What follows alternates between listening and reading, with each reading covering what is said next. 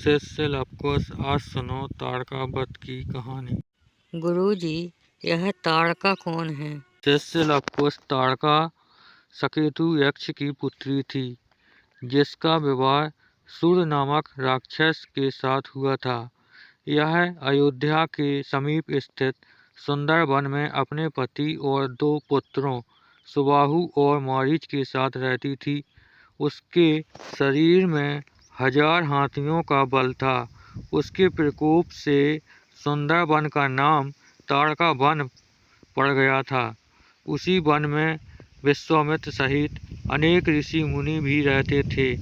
उनके जाप तप और यज्ञ में ये राक्षस गण हमेशा बाधाएं उत्पन्न करते थे। उसी समय श्री राम तथा चारों भाइयों की शिक्षा पूर्ण हो जाने पर चारों भाई अपने राजमहल में वापस लौट आते हैं।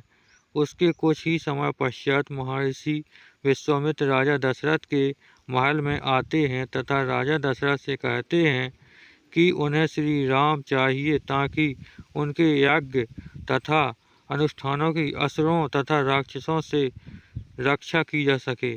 राक्षस हमेशा हमारे यज्ञ में बाधा डालते हैं और यज्ञ को पूरा नहीं होने देते, इसलिए हम राम को अपने साथ ले जाना चाहते हैं ताकि वह हमारे यज्ञ तथा अनुष्ठानों की रक्षा कर सकें।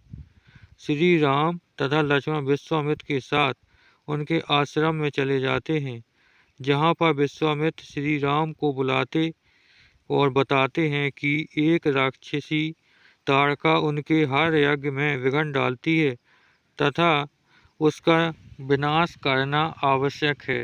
यह माना जाता है कि राक्षसी ताड़का एक यक्षिणी थी। महापुराण में वर्णित है कि यक्षिणी माता दुर्गा की शक्ति का ही अंश है।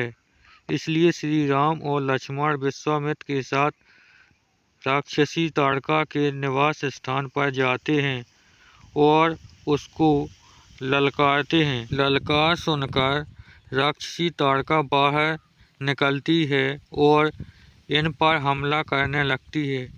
काफ़ी समय तक युद्ध के बाद श्री राम अपने एक बाण से राक्षसी ताड़का का अंत कर देते हैं।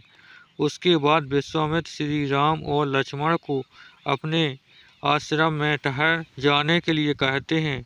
अगले दिन जब ऋषि विश्वामित्र यज्ञ कर रहे होते हैं, तब सुबाहु तथा मारीच नाम के 2 राक्षस उनका यज्ञ भंग करने के लिए कुछ राक्षसों के साथ आते हैं, लेकिन श्री राम और लक्ष्मण पहले से ही वहां यज्ञ की रक्षा में तैनात होते हैं और दोनों अपने दिव्य बाणों से सभी राक्षसों का अंत कर देते हैं।